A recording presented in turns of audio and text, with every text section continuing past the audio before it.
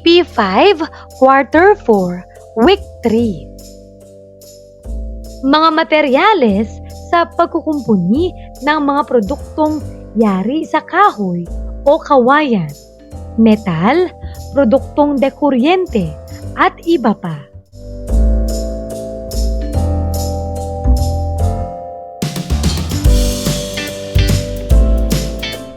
Revised K-12 Curriculum with me, Teacher KMT. Magandang araw mga bata! Ngayon ay pag-aaralan natin ang tungkol sa mga materyales sa pagkukumpuni ng mga produktong yari sa kahoy o kawayan, metal, produktong dekuryente, at iba pa.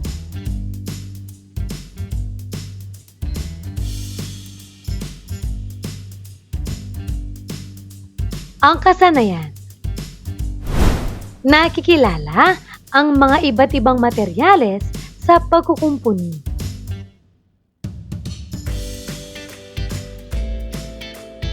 Unang araw. Maikling balik-aral. Gagabayin ka ng iyong guro para sa gawain na ito.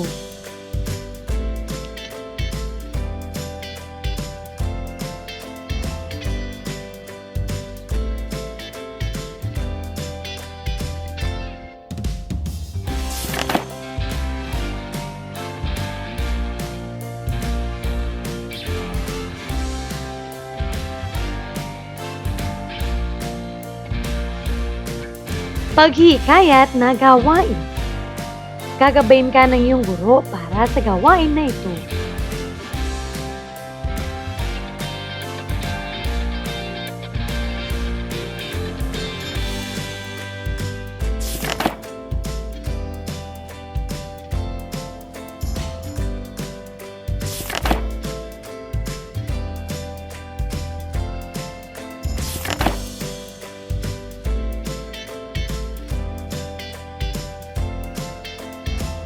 Paglinang sa kahalagahan sa pagkatuto sa aralin.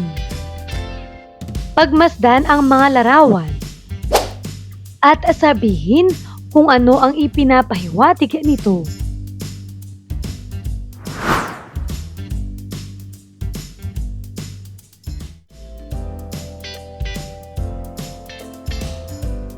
Sino sa inyo ang may sirang gamit sa kanilang bahay?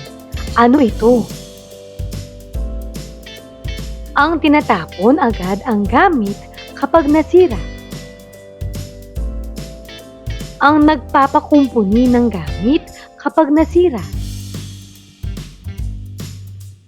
Ang nagkukumpuni ng gamit kapag may nasirang kagamitan sa bahay. Alam mo ba?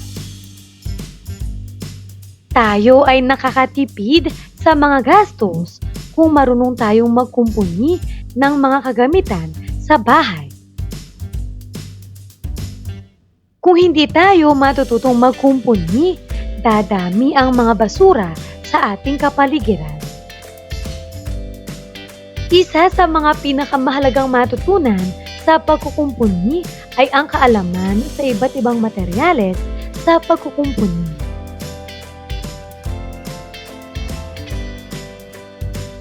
Paghawan ng bokabularyo sa nilalaman ng aralin. Una, materyales. Ito ay mga produkto na ginagamit sa paggawa na nauubos, naluluma at napapalitan. Pangalawa, metal. Tumutukoy ito sa anumang uri ng elemento, kagaya ng asero, bakal, pilak, tanso, ginto, aluminum, at iba pa. Pangatlo, produktong dekuryente.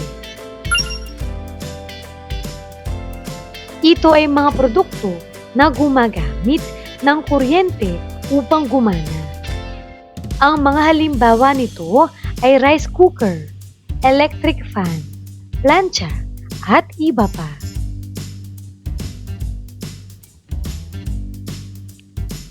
Ikalawa at ikatlong araw.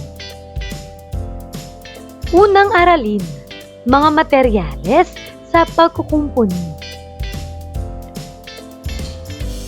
Pagproseso ng pag-unawa. Sa pagsasagawa ng mga gawaing pang-industriya, nararapat na tukuyin at alamin ang mga materyales na maaaring gamitin sa pagkukumpuni. Ang araling ito ay makatutulong sa iyo upang mahasa ang iyong kaalaman at kasanayan ukol sa pagkilala ng iba't ibang materyales sa pagkukumpuni ng mga produktong yari sa kahoy o kawayan, metal, produktong dekuryente, at iba pa. Pinatnubayang pagsasanay. Titik A. Mga materyales sa pagkukumpuni ng mga produktong yari sa kahoy o kawayan. Una, pako. Ito ay ginagamit bilang pangkabit sa mga bahaging pagsasama-samahin upang ang proyekto ay mabuo. Ang mga pako ay may iba't ibang sukat at uri, depende sa paggagamitan nito. Pangalawa, screw. Ito ay ginagamit bilang pangkabit katulad ng pako. Ginagamitan ito ng screwdriver upang maibaon. Ang screw na may X sa ulo ay tinatawag na Philip screw. Habang ang screw na may tuwid na guhit ay tinatawag na flat screw.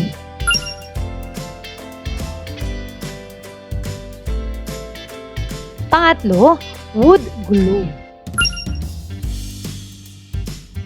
Ito ay malapot na likido na ginagamit bilang pandikit ng mga kagamitang yari sa kahoy.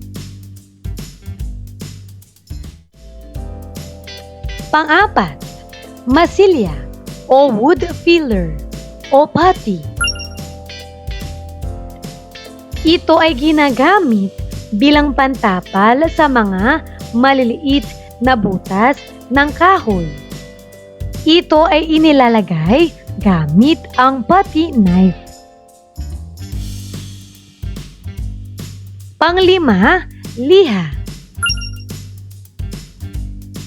Ito ay ginagamit sa pagpapakinis ng mga parteng yari sa kahoy. Ito ay may iba't ibang grado mula sa pinakamagasapang hanggang sa pinakamakinis. Maaari din itong gamitin sa bakal bilang pantanggal ng kalawang. Pang-anim, metal plates.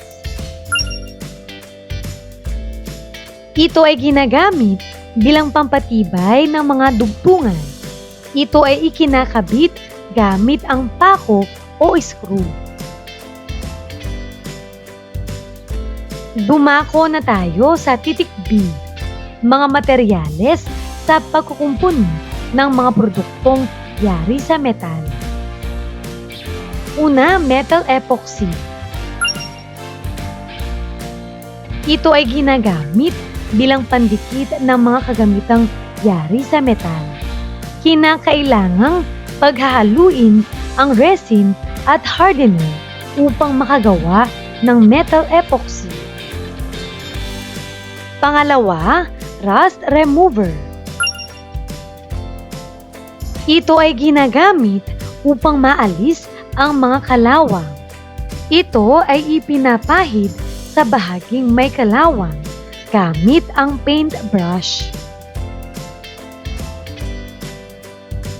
Pangatlo, langis. Ito ay inilalagay sa mga parteng mechanical o gumagalaw upang maging banayad at maluwag ang paggamit dito. Ito ay inilalagay sa dugtungan ng gunting, kadena, gulong, bearings at iba pa. Titik C. Mga materyales sa pagkukumpuni ng mga produktong dekuryente. Una, electrical tape. Ito ay ginagamit bilang pambalot at pandikit sa electrical wires. Pangalawa, electrical wire. Ito ang pangunahing materyales ng produktong dekuryente. Ito ay ginagamit pamalit sa mga sirang wire ng isang kagamitan. Pangatlo, soldering lead. Ito ay ginagamit sa pagdurugtong ng koneksyon at pandikit ng wire. Ito ay tinutunaw gamit ang soldering gun o soldering iron. Pang-apat, fuse. Ito ay madalas makita sa mga produktong dekuryente katulad ng electric fan at rice cooker. Ito ang madalas na sanhi ng hindi paggana ng mga produktong dekuryente. Kailangan itong palitan kapag ito ay nasunog. Paglalapat at pag-uugnay. Tukuyin kung anong materyales ang kailangan kunin upang makumpuni ang naipakitang kagamitan. Para sa unang kagamitan, narito ang mga pagpipilian. Ano kaya ang kailangan kunin upang makumpuni ang kagamitan? Tama!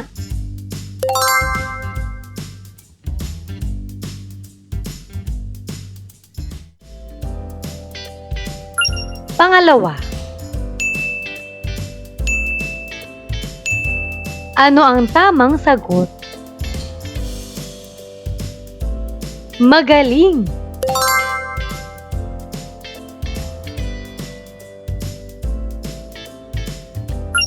Pangatlo, ano ang tamang sagot? Mahusay!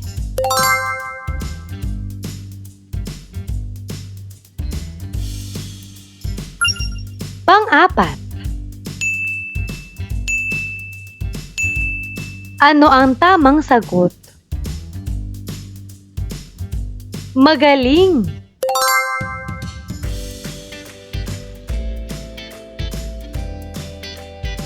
Pang-lima, ano ang tamang sagot? Napakagaling!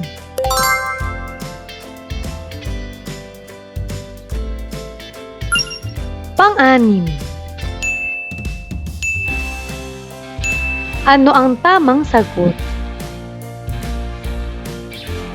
Magaling!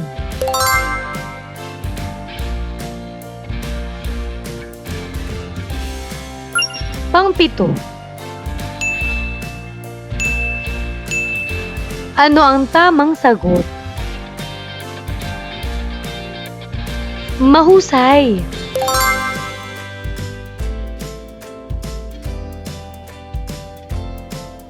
At pang-walo, ano ang tamang sagot? Magaling!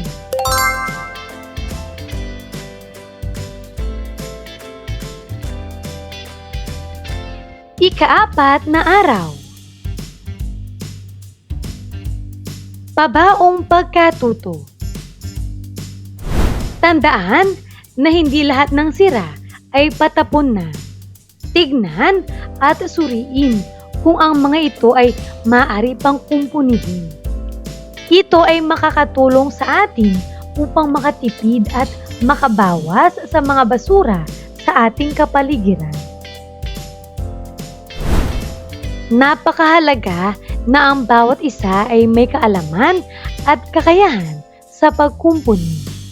At ito ay magsisimula sa pagkakaroon ninyo ng kaalaman sa mga materyales na ginagamit sa pagkukumpuni ng mga sirang produkto na yari sa kahoy o kawayan, metal, produktong dekuryente at iba pa. Mga gabay na tanong. Una, magbigay ng mga materyales sa pagkukumpuni ng produktong yari sa kahoy o kawayan. Narito ang mga posibleng sagot. Basahin mo.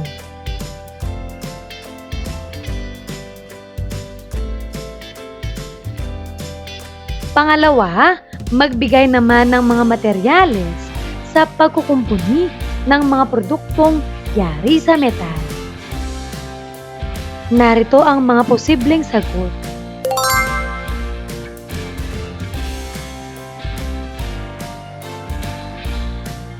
Pangatlo, magbigay ka rin ng mga materyales sa pagkukumpuni ng mga produktong dekuryente. Narito ang mga pwedeng maging sagot.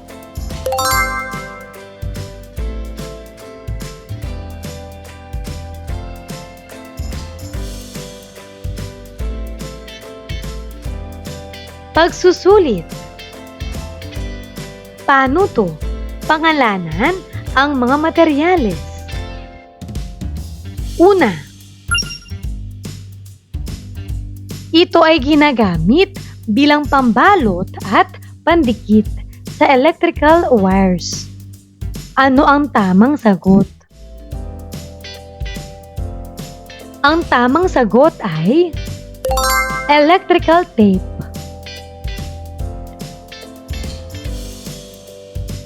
Pangalawa, ito ay ginagamit bilang pangkabit sa mga bahaging pagsasama-samahin upang ang proyekto ay mabuo. Ano ang tamang sagot? Magaling. Pako. Pangatlo, ito ay ginagamit bilang pandikit ng mga kagamitang yari sa metal. Ano ang tamang sagot? Magaling. Metal epoxy.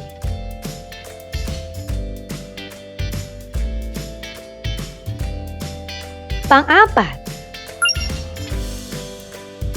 ito ay ginagamit bilang pantapal sa mga maliliit na butas ng kahoy. Ano ang tamang sagot? Napakagaling! Masilya o wood filler. Panglima, ito ay ginagamit sa pagpapakinis ng mga parteng yari sa kahoy. Ano ang tamang sagot? Magaling! Papel de liha.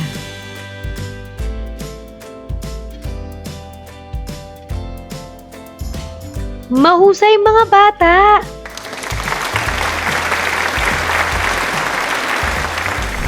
Ano ang mga natutuhan mo sa araw na ito?